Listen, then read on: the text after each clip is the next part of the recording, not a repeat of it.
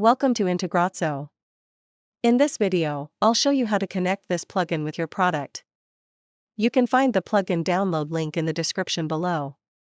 Let's get started. After activating the plugin, go to the plugin setup page from your WordPress dashboard. Now click on Select Plugin. A pop-up will open. Choose your plugin from the list. Next, click on Select Product. A pop-up will open. Choose your product from the list. After selecting both, click on the Save and Next button. Next, in Step 2, add your account authentication details. First, enter your account name for identification. Next, select your account data center name. Next, click the Authenticate and Next button. Now it will redirect you to your account for authorization. Here, review the permissions and click Approve. After approving, it will redirect back to WordPress. Now we're in the Map Field section.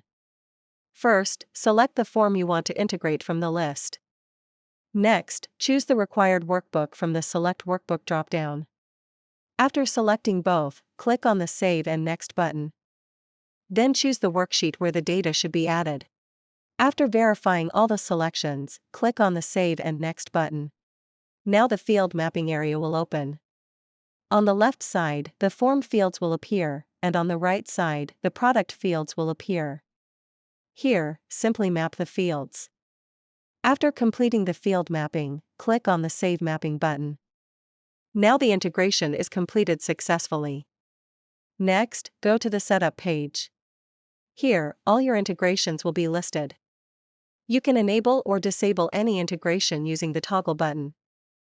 Next, click on the Logs tab at the top. Here, all the entries are listed, including successful and failed records. If needed, you can also resync the entries from here. That's all for now.